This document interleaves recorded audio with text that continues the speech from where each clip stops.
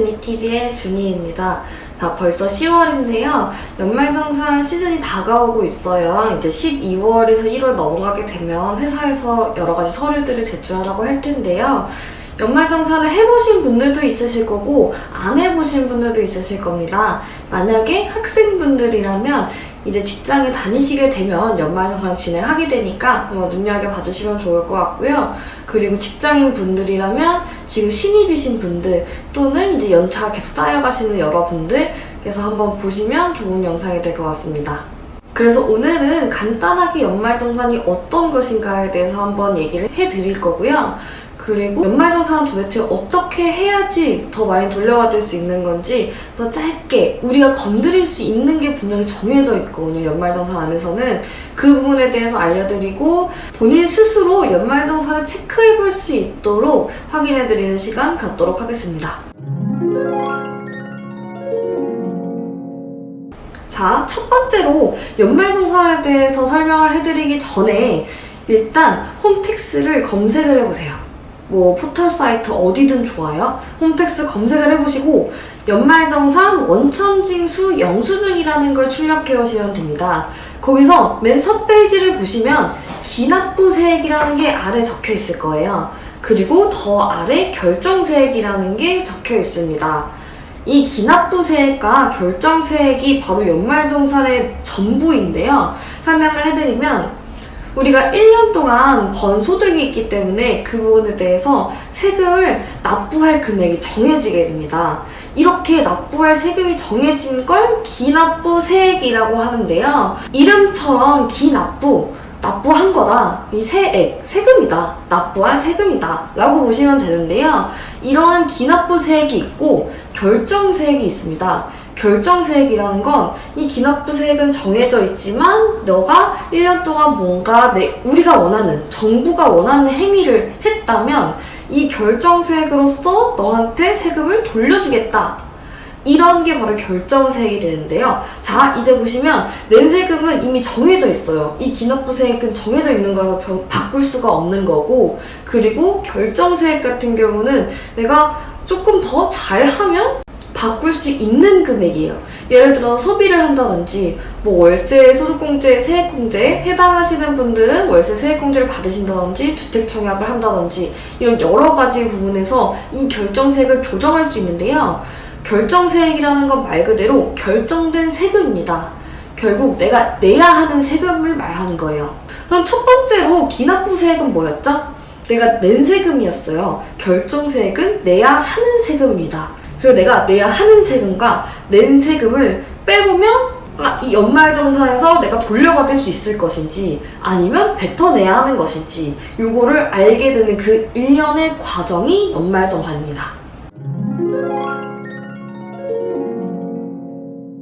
자, 이렇게 기납부세액이랑 결정세액 그리고 연말정산에 대해서 이해를 하셨다면 다음으로 하셔야 될 건 내가 과연 연말정산에서 더 돌려받을 수 있는 사람인지를 파악하시는 게 중요합니다. 자가 진단을 해보시라는 건데요.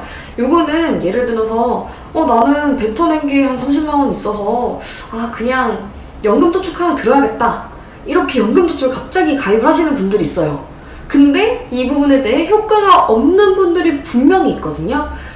그래서 그거를 잘 파악하고 내가 연말정산에서 돌려받을 수 있는 사람인지 없는 사람인지 그 부분을 확인하셔야 되는데요. 아까 말씀드렸던 원천징수 영수증 잘 가지고 계시죠? 그거를 확인해 보시면 여기 종이를 보시면 아래쪽에 기납부세액, 결정세액이 적혀 있을 거예요. 결론으로 말씀드리자면 결정세액이 0인 분들은 아무것도 안 하셔도 됩니다. 뭐 더 할 수 있는 게 없어요. 왜 그럴까요? 자, 기납부세액은 이미 낸 세금으로 정해져 있는 겁니다. 요거는 바꾸고 싶어도 바꿀 수가 없어요. 1년 365일 바꿀 수가 없어요. 그냥 열심히 돈만 벌어야 돼요. 결정세액은 내야 하는 세금이라고 말씀드렸어요. 내야 하는 세금은 뭔가 바꿀 수 있을 것 같지 않나요? 바꿀 수 있습니다. 내가 낸 세금은 이미 정해져 있기 때문에 내야 하는 세금이 적다면 돌려받을 수 있는 게 많습니다. 그래서 기납부세액에서 내가 내야 하는 세금인 결정세액을 한번 빼보세요. 이게 플러스인 사람은 돌려받을 것이고 마이너스인 사람은 뱉어내셔야 됩니다. 근데 결정세액 내야 하는 세금은 0에서 마이너스가 될 수는 없어요. 마이너스로 떨어질 수는 없다는 건데요. 결국 결정세액이 가장 작으면 작을수록 기납부세액은 그대로 있으니 뺀 금액이 커지겠죠. 납부한 세금은 그대로 있고 결정세액은 작으니까 이 납부한 세금만큼 다 다이렉트로 돌려받으시는 거예요. 예를 들어서 100만 원을 나는 원래 돌려받아. 근데 결정세액에 100만 원이 있네? 이런 분들은 뭔가 더 하셔도 돌려받으실 수 있으세요. 200만 원, 총 200만 원을 돌려받으실 수 있는 거죠. 근데 나 30만 원 뱉어내. 근데 결정세액은 0이야. 이러면 어떻게 하셔도 더 돌려받을 수 있는 세금은 없습니다. 그래서 정리해드리자면 결정세액이 0인지 아닌지를 확인해보시고 0이신 분들은 더 상품을 가입하거나 이러실 필요가 전혀 없다는 거, 그것만 알고 계시면 됩니다.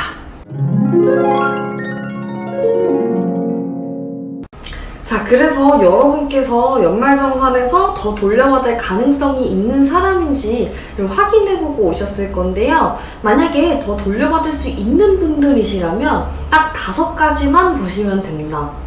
첫 번째는 주택청약 소득공제인데요. 그냥 주택청약만 2만원, 3만원, 5만원, 10만원, 20만원 이렇게 그냥 가입을 하고 계신 분들이 있어요. 근데 주택청약은 주택 사시려고 가입하신 거잖아요. 만약에 본인이 무주택자이면서 세대주시다 그러시면 이 주택청약 납부금에 대해서도 소득공제를 받으실 수 있으니 요거 꼭 체크하시고요.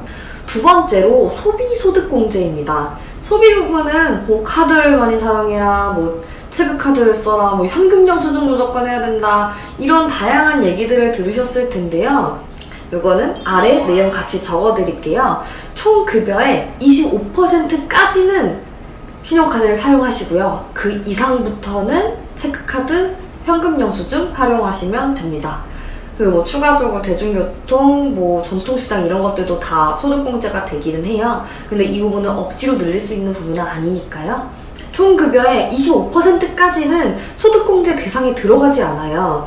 그래서 원천징수 영수증 열어보신 거에 두 번째 장 넘기시면 왼쪽 위에 총 급여액이 나오거든요. 그 부분에서 25%를 곱하시고 나온 금액은 그냥 자동 이체를 걸어두시건 신용카드로 활용을 하실 수 있도록 활용하시고요. 그리고 나머지 금액은 현금 영수증이나 체크카드를 활용하시는 게 2배의 소득공제를 받아갈 수 있는 방법이 됩니다. 제가 지금까지는 소득공제라고 얘기를 했는데요. 아까 총 급여가 정해진 금액이 있다고 말씀드렸어요. 그 총 급여를 줄여주는 과정이 소득공제입니다. 우리는 지금 연말정산에서 소득세를 뗐기 때문에 기납부 세액이 정해진 거잖아요. 근데 소득 자체를 낮게 책정을 하겠다는 거예요. 소득공제를 활용을 하면. 그럼 내 소득이 예를 들어서 6천만 원인데 300만 원 줄여서 5,700만 원인 것처럼 가정을 하고 세금을 떼겠다. 이런 게 소득공제고요. 지금부터 알려드릴 세액공제에 대한 부분은 총 급여에서 소득공제를 하고 환정에서 나온 그 금액을 줄여주는 게 세액공제입니다. 세금액을 그냥 줄여주겠다는 거예요. 아까는 소득액을 줄여주겠다고 얘기를 했다면 세액공제는 세금액을 줄여주는 겁니다. 그래서 연금저축 같은 경우는 세액공제로 들어가고요. 그리고 보장성 보험도 세액공제 받으실 수 있습니다. 자동차 보험 이런 것도 다 포함이라서 사실 민간보험이 따로 있으시다면 100만 원 한도이기 때문에 크게 더 가입하실 필요는 없으실 거예요. 그리고 만약에 월세를 살고 계신다면 월세 세액공제도 정말 쏠쏠합니다. 대신에 세입자 신청은 꼭 해야 된다는 거, 요거만 챙겨주시고 세액공제, 소득공제 혜택 받아가시면 되겠습니다.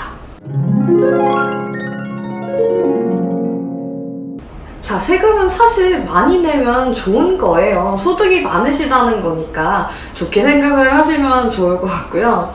대신에 세금 어차피 내야 된다면 조금 10%든 20%든 조금이라도 좀 덜 받자고요.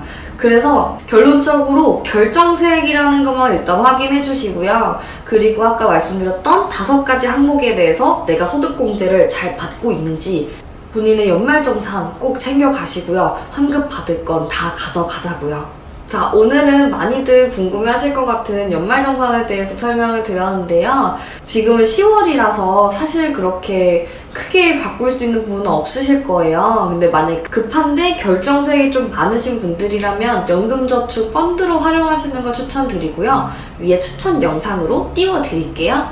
만약에 당장 연금저축 펀드를 넣으시기 조금 자금적으로 어려우신 분들이라면 지금부터라도 제가 말씀드렸던 5가지 한번 체크를 해보시고요. 그 5가지 중에 내가 안 하고 있는 게 있다. 이렇다면 지금부터 시작을 하셔서 내년에는, 내후년에는 조금 더 많은 금액을 가져가실 수 있도록 세금 호갱 당하지 않도록 하셨으면 좋겠습니다. 앞으로도 모두 부자 되시길 바라겠고요. 항상 부자 될 수 있도록 옆에서 함께 하겠습니다. 감사합니다.